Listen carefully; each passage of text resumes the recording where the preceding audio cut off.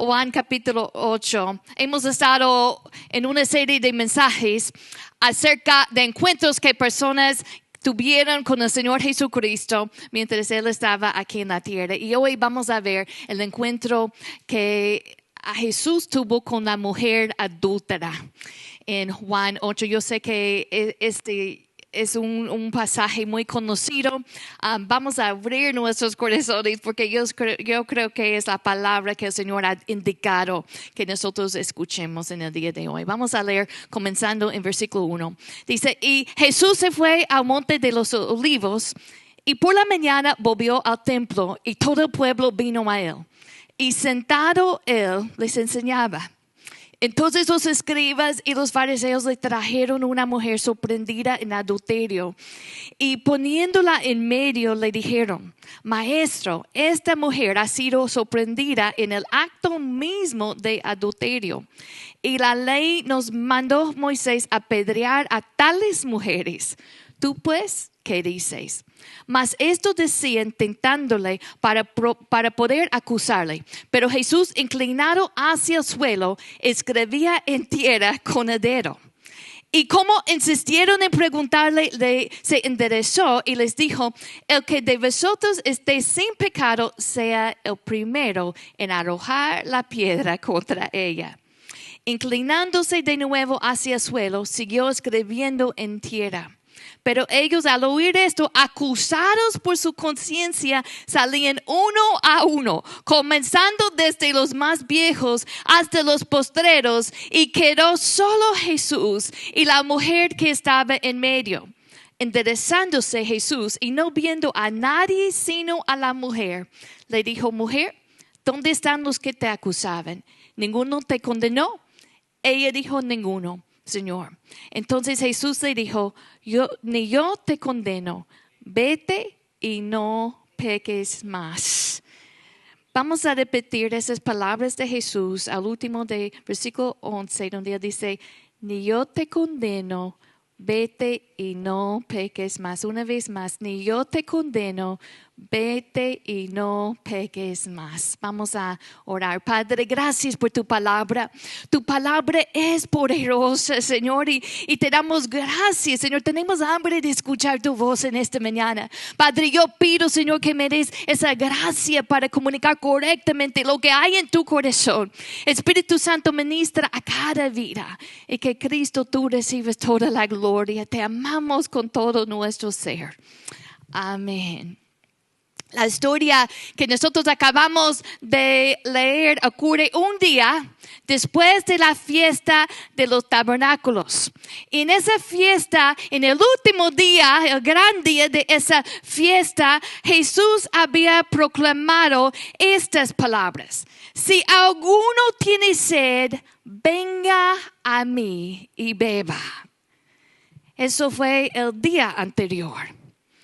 El próximo día ya había terminado la fiesta, pero todavía permanecía mucha gente allí en la ciudad.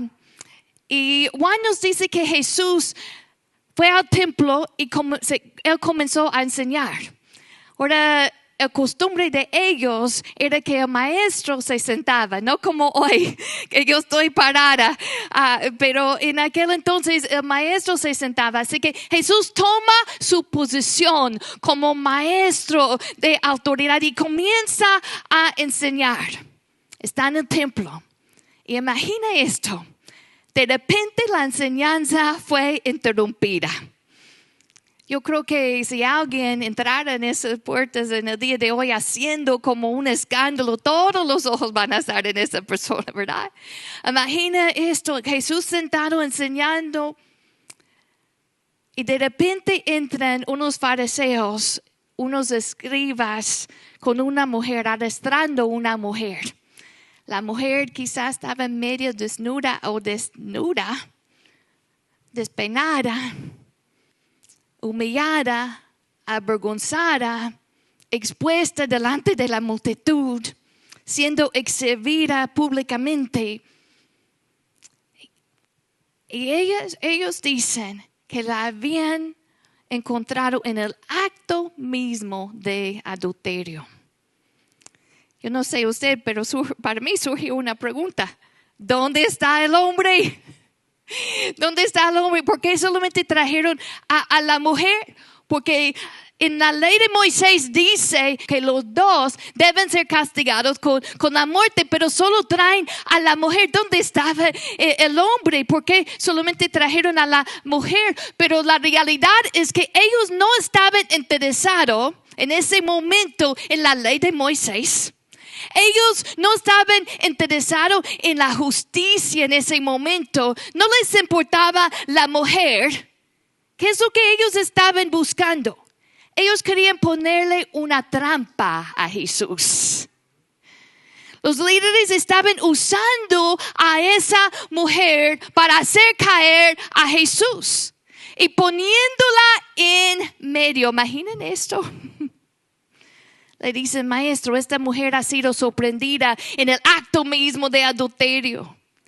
Y la ley nos mandó Moisés a apedrear a tales mujeres. ¿Tú qué dices? Allí está la trampa. Si Jesús dice, hay que matarla, entonces él podía meterse en problemas con el gobierno romano. Los romanos estaban gobernando y los romanos no daban autoridad a los judíos a decretar sentencia de muerte. Así que si él dice hay que matarla, entonces se mete en problemas con el gobierno. Pero si él dice perdónenla, entonces ellos podrían decir, ay, qué maestro es este. Él no obedece la ley. Parece que es una situación sin salida, ¿verdad? Creen que finalmente habían atrapado a Jesús. Pero mientras ellos estaban presionando a Jesús, todos alterados, ¿qué hacía Jesús? Él hizo algo muy inesperado. Se inclinó, agachó la cabeza y comenzó a escribir en la tierra con su dedo.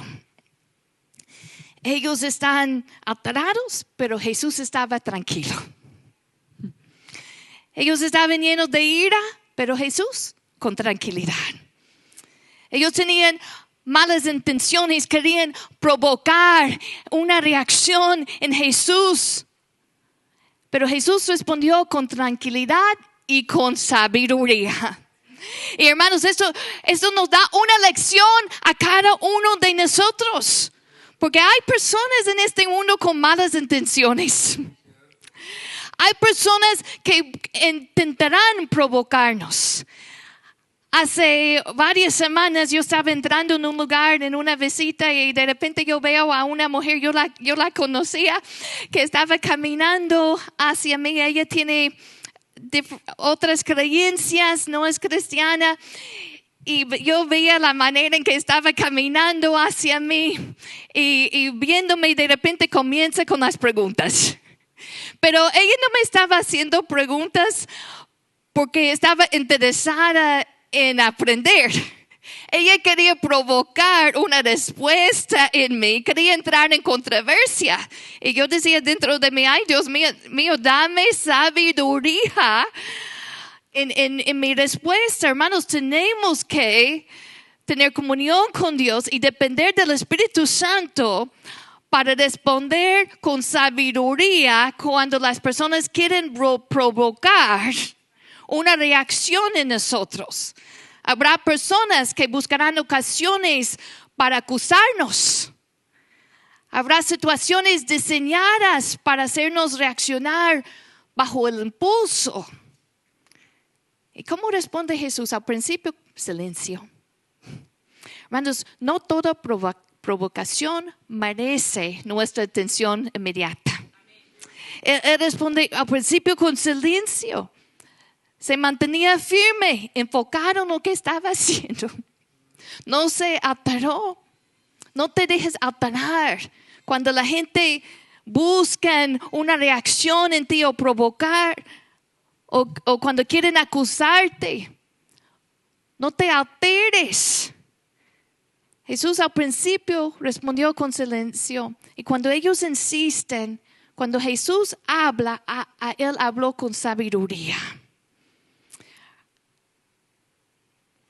Imagina la respuesta. Qué tan sabio esta respuesta que Jesús dio a ellos. Pero cuando él estaba escribiendo, muchos dicen, bueno, ¿qué estaba él escribiendo con su dedo? Muchos dicen, bueno, ¿qué estaba él escribiendo allí? Hay muchas teorías. La gente puede decir, bueno, quizás son los 10 mandamientos. Quizás eran los pecados de los demás. La verdad, ninguno de nosotros sabemos lo que él estaba escribiendo. No lo sabemos. Quizá lo importante no es tanto lo que él escribía, pero el hecho de que él estaba escribiendo con su dedo. Cuando en la Biblia nos habla de Dios escribiendo, cuando escribió la ley con su dedo,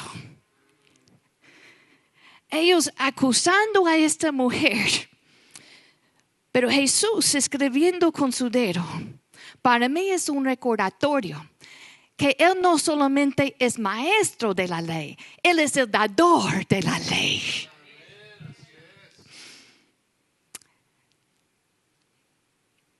El dador de la ley con su dedo escribía.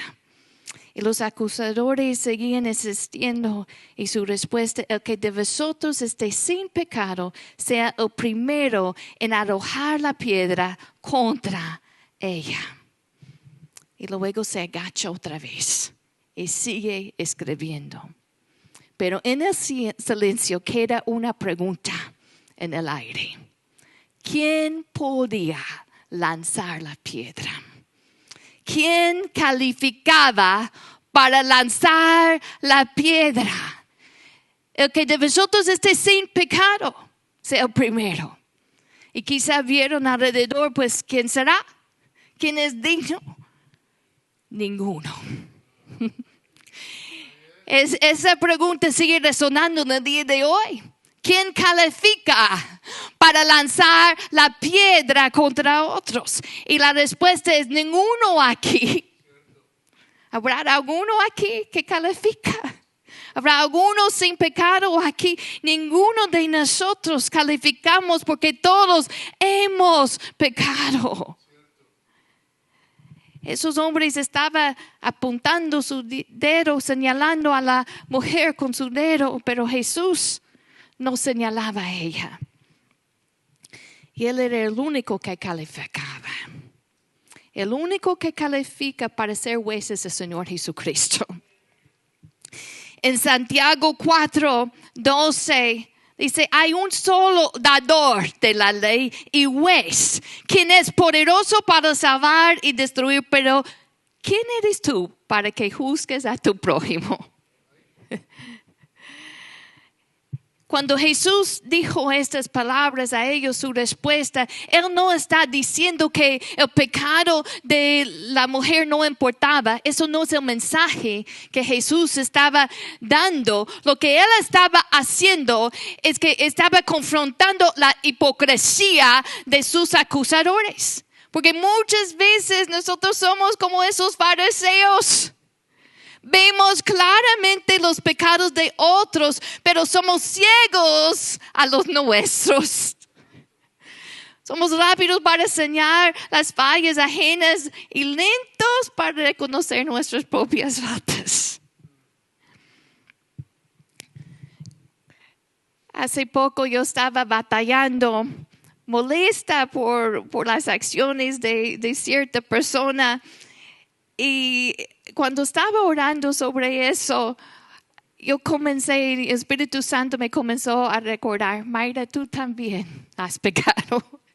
Y eso me ayuda a mí cuando hay en nosotros, cuando nosotros batallamos para perdonar, cuando estamos juzgando a otros, señalando las faltas de otros, pensando mucho en las faltas de otros, criticando a otros, nos ayuda a recordar que nosotros también somos necesitados de la gracia y el perdón de Dios. Mateo 7 dice, ¿y por qué miras la paja que está en el ojo de tu hermano y no eches de ver la viga que está en tu propio ojo? Es fácil juzgar cuando olvidamos cuánto necesitamos el perdón de Dios. Y antes de señalar el pecado ajeno, debemos examinar nuestros propios corazones. Quiero tocar este tema porque algunas personas mal usan las palabras de Jesús cuando Él dice el que esté sin pecado puede arrojar la primera piedra. Algunos cuando alguien quiere corregirles dicen, ay, me estás juzgando. ¿Alguien ha escuchado eso? No todo juicio es malo. La Biblia no prohíbe todo juicio. El juicio es malo cuando es con hipocresía, cuando es con orgullo o cuando es con el propósito de condenar. Cuando nosotros estamos comportándonos como que nosotros somos superiores de otros. Pero el juicio que es bueno es realmente más bien como discernimiento espiritual. El juicio que es bueno se basa en la verdad. Se hace con amor y con humildad y sin hipocresía.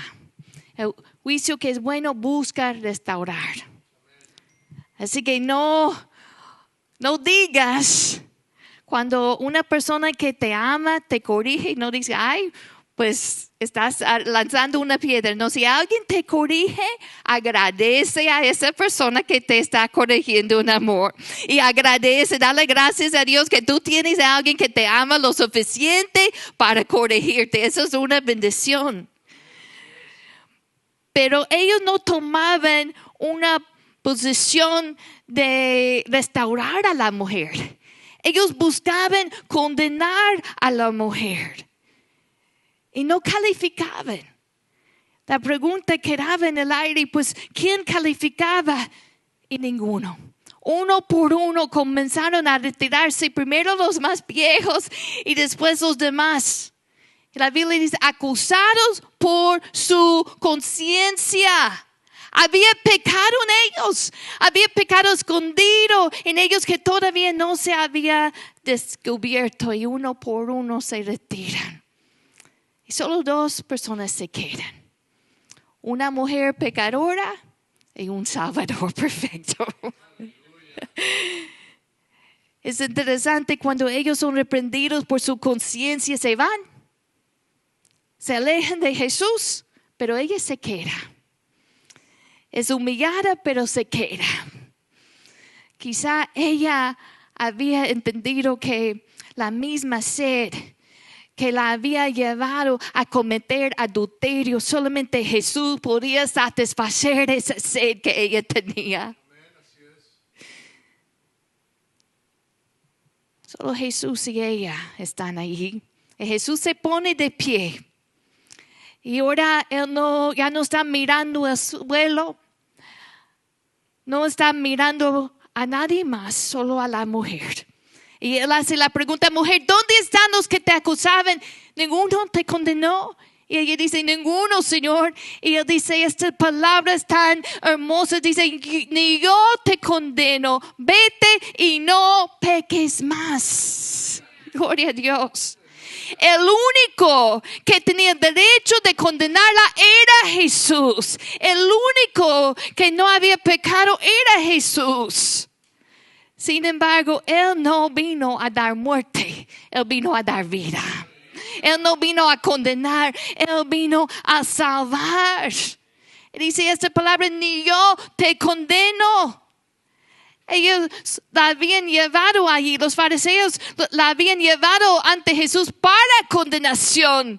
Y lo que resulta pasando es que Jesús le da una esperanza de una vida nueva. Gloria a Dios.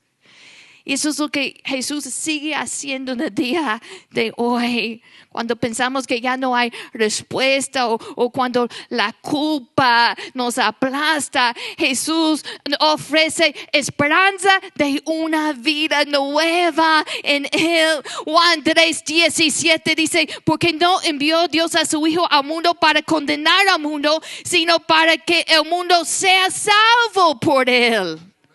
Él no vino para condenarnos, vino para salvarnos. Pero eso no significa que Jesús ignore el pecado.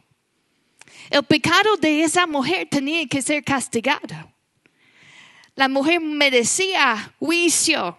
Y tú también. Y yo también.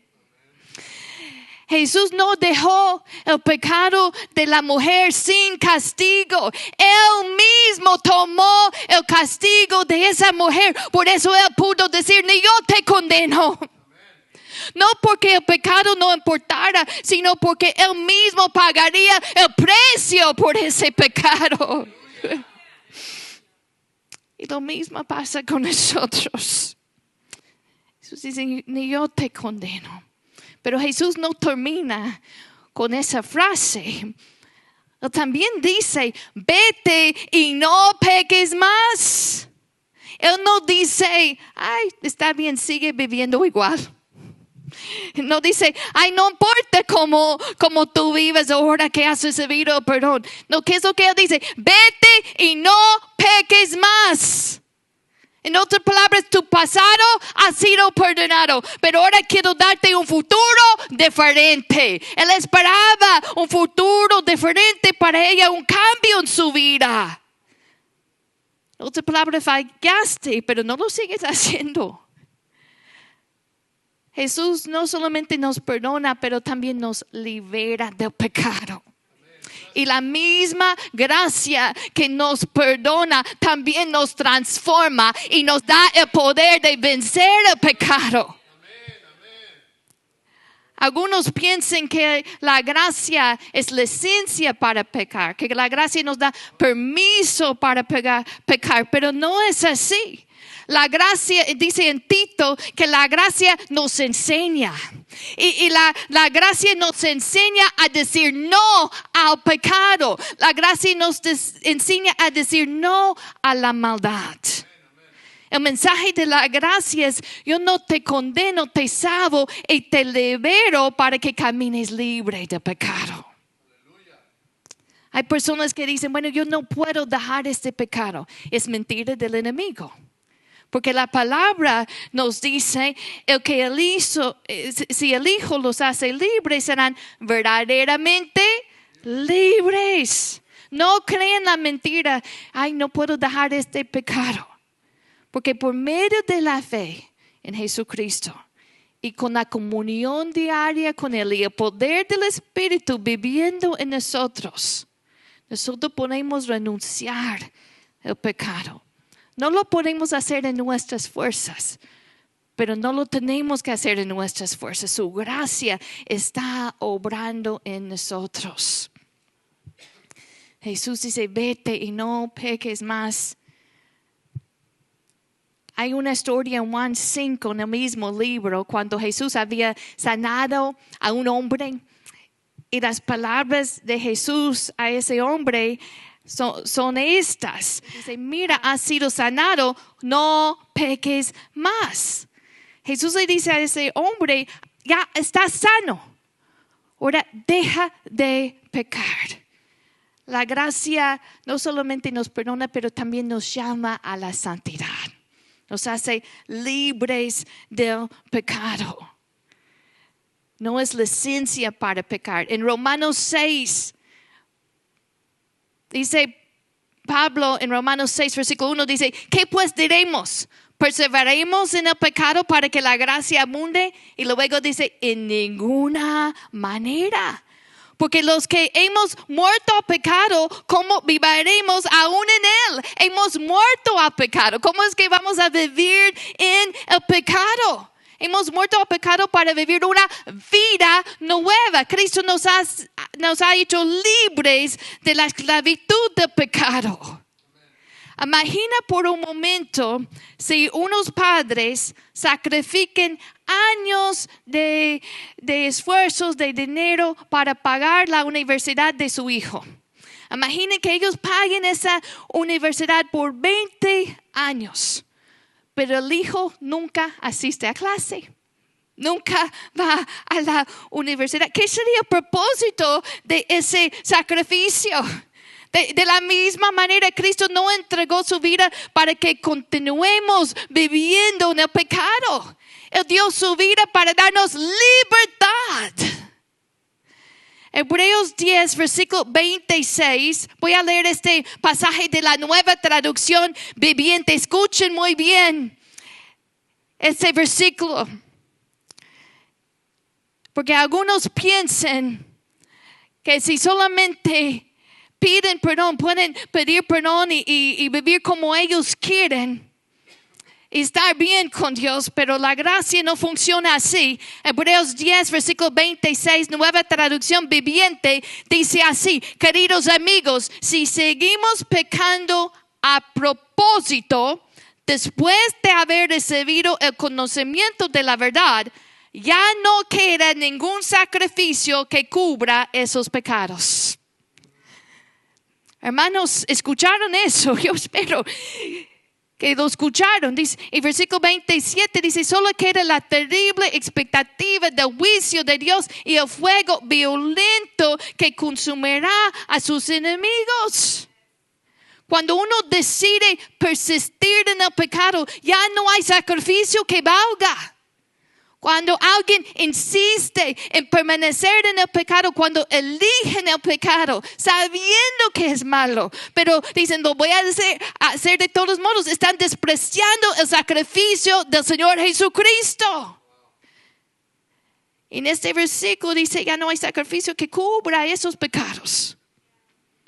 Dios nos llama a vivir en santidad. Por eso Él dice a la mujer: ni yo te condeno, vete y no peques más. Yo no creo que Él está diciendo eso como, bueno, a veces como los papás decimos a nuestros hijos cuando los castigamos. Bueno, decimos, bueno, esta vez, pero la próxima vas a pagar. Yo no creo que está diciéndolo con ese tono. Yo creo que Él está diciendo que verdaderamente Él quiere que ella camine libre, que ella no vuelva a la esclavitud. Por amor, Él está diciendo a ella: ni yo te condeno, vete y no peques más. No regreses, no vuelves a la esclavitud. Cuando uno decide persistir en el pecado, está despreciando el sacrificio de Cristo. Hoy las buenas nuevas para nosotros es que Cristo tomó nuestro castigo en la cruz y nos ofrece esa vida nueva. Si hoy hay convicción sobre algún pecado en tu vida, y todos hemos pecado, tú puedes hacer una de dos cosas. Tú puedes alejarte de Jesús con tu pecado escondido y quedarte con ese pecado como los fariseos. Simplemente se fueron uno por uno. O tú puedes quedarte con Jesús y recibir el perdón y nuevo comienzo que Él ofrece. Dice, voy a confesar ese pecado, voy a abandonar ese pecado y voy a caminar bajo la gracia. La gracia que te salvó también te da el poder de vivir una vida en victoria todos los días. Póngase de pie. Cristo dice, no, yo te condeno, vete y no peques más. Gloria a Dios por su palabra. Si tú estás aquí y si tu conciencia te acusa, y todos hemos pecado, si tu conciencia te acusa, o si el Espíritu Santo está trayendo convicción, no te alejes de Jesús, porque muchas veces en nuestro pecado no queremos acercarnos a Él, no queremos acercarnos a la iglesia. ¿Qué es lo que pasa cuando uno está atado a un pecado? No quiere estar cerca de la iglesia, no quiere estar cerca de Jesús, no quiere orar, no quiere leer la Biblia. Pero lo que necesitamos es correr a Jesús, pedir su perdón, confesar nuestro pecado. Así que vamos a hacer esto. El altar está abierto. Si quiere pasar o allí donde tú estás, donde como tú quieres, pero yo les voy a pedir que dejemos que el Espíritu Santo examine nuestros corazones. Todos allí en el templo en ese día estaban culpables de algún pecado. Solamente Cristo nunca había pecado. Solamente Él era el único santo, justo y perfecto que calificaba para lanzar la piedra, pero no lo hizo. Él ofreció vida. Es lo que nos ofrece a nosotros. Vamos a dejar que el Espíritu Santo examine nuestro corazón. El Espíritu Santo, si hay algo en nosotros que te ofende, hay algo que no te agrada, límpienos o confesamos.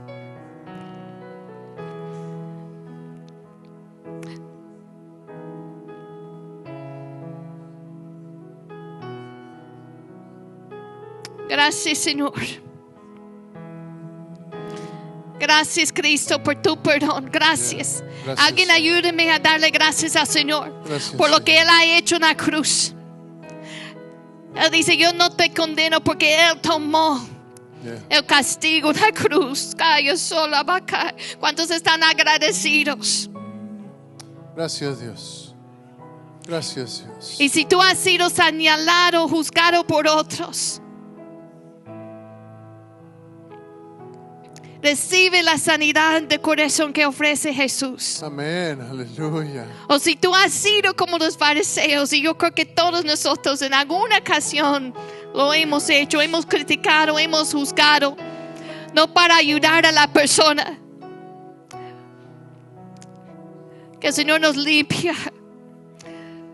Él nos ha hecho libres, somos libres, hay que caminar en esa libertad. Gracias, Señor.